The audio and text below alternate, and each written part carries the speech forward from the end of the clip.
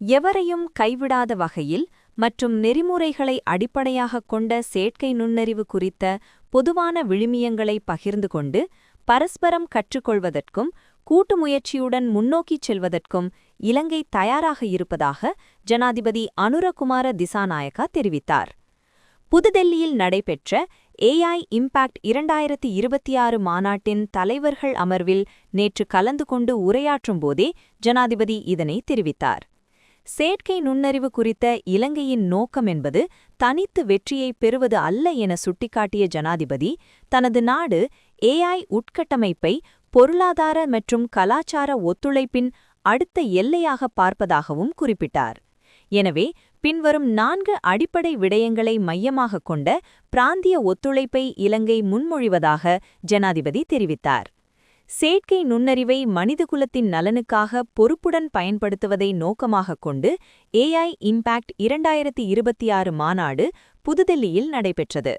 இதன் அரச தலைவர்கள் அமர்வின் ஆரம்ப நிகழ்வு இந்திய பிரதமர் நரேந்திர மோடி தலைமையில் நடைபெற்றது. ஜனாதிபதி அனுரகுமார திசாநாயக்கா, பிரான்ஸ் ஜனாதிபதி இம்மானுவேல் மக்ரோன், அபுதாபி முடிக்குரிய இளவரசர் ஷேக் ஹாலித் பின் முகமது பின் ஜயீத் அல் நஹ்யான், பிரேசில் ஜனாதிபதி லூலா டி சில்வா மற்றும் பூட்டான் பிரதமர் ஷெரிங் டோப்கே உள்ளிட்ட அரச தலைவர்கள் மற்றும் இராஜதீபர்கள் பலரும் இந்நிகழ்வில் கலந்து கொண்டனர். இந்த மாநாட்டுடன் இணைந்ததாக புதுடெல்லி பாரத் மண்டபத்தில் ஏற்பாடு செய்யப்பட்டிருந்த கண்காட்சியையும் அரச தலைவர்கள் பார்வையிட்டனர். அத்துடன் மாநாட்டில் கலந்து கொண்ட அனைத்து அரச தலைவர்களும் பிரதிநிதிகளும் குழுவாக புகைப்படம் எடுக்கும் நிகழ்விலும் இணைந்து கொண்டனர்.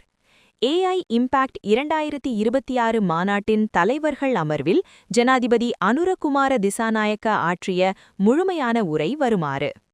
अब मैं श्रीलंका के राष्ट्रपति हिज एक्सेलेंसी दिशानायक को उनके संबोधन के लिए आमंत्रित करता हूं. गरु इंडियानु अग्रामातितुमनि सियलुगरु राज्य नायक नायकावनी संभावनी अमुक्तनी कृत्रिम बुद्धि विसिन आर्थिकयान राज्य पालन पद्धति हा. செயற்கை நுண்ணறிவானது பொருளாதாரங்கள், அரச நிர்வாக கட்டமைப்புகள் மற்றும் சமூகங்களை மாற்றியமைத்துக் கொண்டிருக்கும் இந்த சிறப்பான தருணத்தில் புதுடில்லியில் உங்களுடன் இணைந்து கொள்வதை நான் கௌரவமாக கருதுகிறேன். கடந்த நூற்றாண்டுகளில் தொழில்மயமாக்கல் ஏற்படுத்தியதைப் போலவே தேசிய வளர்ச்சிப் பாதையில் பாரிய தாக்கத்தை ஏற்படுத்தக்கூடிய ஒரு மாற்றத்தக்க சக்தியாக AI தொழில்நுட்பம் விளங்குகின்றது.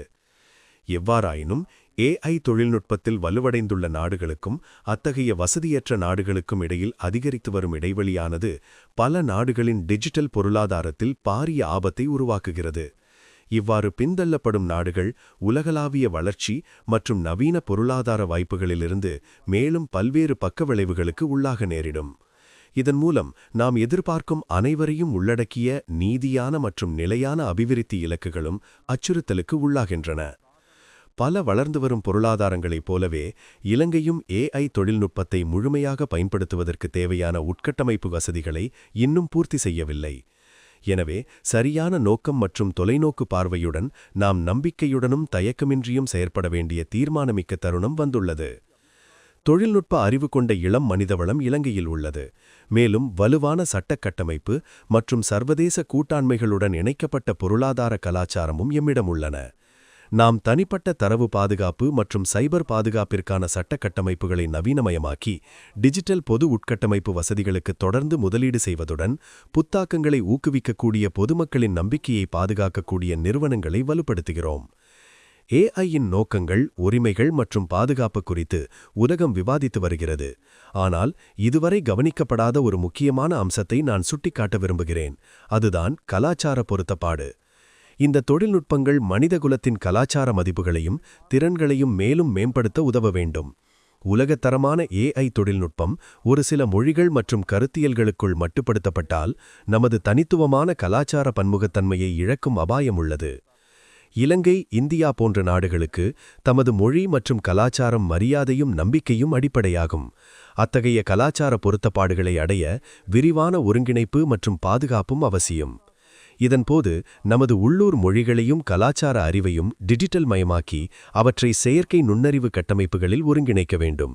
அத்துடன் பாதுகாப்பில் அதிகளவில் கவனம் செலுத்துவதும் முக்கியம். AI-யின் பாதகமான விளைவுகளிலிருந்து நமது கலாச்சார விழுமைகளை பாதுகாக்கக்கூடிய கட்டமைப்புகளை நிறுவ வேண்டும். தனித்து வெற்றியை அடைவது எமது தொலைநோக்கு பார்வையன்றி ஒருங்கிணைவதாகும். பொருளாதார மற்றும் கலாச்சார ஒத்துழைப்பின் அடுத்த எல்லையாக AI உட்கட்டமைப்பு வசதிகளை நாம் பார்க்கிறோம். எனவே இலங்கை ஒரு பிராந்திய ஒத்துழைப்பை முன்மொழிகிறது. இதன்போது குறைந்த விலையில் பெறக்கூடிய மையப்படுத்தப்பட்ட கட்டுப்பாட்டை கொண்ட மொழி தரவு தொகுப்புகள், பொதுவான மதிப்பீடு முறைகள் மற்றும் பாதுகாப்பு கருவிகள் மற்றும் கூட்டு திறன் மேம்பாடு ஆகிய 4 பிரதான விடயங்களை அடிப்படையாக கொண்டமைவது மிகவும் முக்கியமாகும். இந்த முயற்சி AI-யின் நன்மைகளை பரந்த மற்றும் சமமான முறையில் அணுகுவதற்கு நம் அனைவருக்கும் உதவும் என்று நான் நம்புகிறேன். இந்த நிலையில் நாட்டியல் மற்றும் பிராந்திய தேவைகளை பூர்த்தி செய்யக்கூடிய AI திறனுடன் கூடிய தரவு உட்கட்டமைப்பு வசதிகளை மேம்படுத்துவதை இலங்கை ஆராய்ந்து வருகிறது. டிஜிட்டல் பொது உட்கட்டமைப்பு வசதிகளும் தொழில்நுட்ப திறன்களிலும் உலகளவில் தலைமையை அடைந்து வருகின்ற இந்தியா மற்றும் ஏனைய நாடுகளுடன் நெருக்கமாக செயல்பட்டு நிலைப்பான, பாதுகாப்பான மற்றும் எதிர்காலத்திற்கு தயாரான பிராந்திய AI தரவிணைய திறன்களை நிறுவுவதற்கு இலங்கைக்கு பெருமாற்றல் உள்ளது. எந்த ஒரு நாட்டிற்கும் தனியாக AI-ற்கு தயாரான எதிர்காலத்தை உருவாக்க முடியாது என்பதை நாங்கள் உணர்ந்துள்ளோம். உலகம் மற்றும் இந்த பிராந்தியத்தில் உள்ள நாடுகளின் கருத்துகளையும் கவனத்தில் கொண்டு புதுடில்லியில் நாம் இணங்கிய கூட்டு அறிக்கையில் இந்த ஒத்துழைப்பின் முக்கியத்துவம் சிறப்பம்சமாக நோக்கப்பட்டிருப்பது மகிழ்ச்சி அளிக்கிறது. எனவே யாரையும் கைவிடாத வகையிலும் நெறிமுறைகளின் அடிப்படையில் செயற்கை நுண்ணறிவு குறித்து பொதுவான மதிப்புகளை பகிர்ந்து கொண்டு ஒருவருக்கொருவர் கற்றுக்கொள்ளவும் கூட்டாக முன்னோக்கி செல்லவும் இலங்கை தயாராக உள்ளது என்பதை தெரிவித்துக் கொள்கிறேன். AI के विषय में हम श्रीलंका जैसे पड़ोसी और मित्र देश के साथ जरूर मिलकर आगे बढ़ेंगे. आपके विचारों के लिए मैं आपका आभार व्यक्त करता हूं.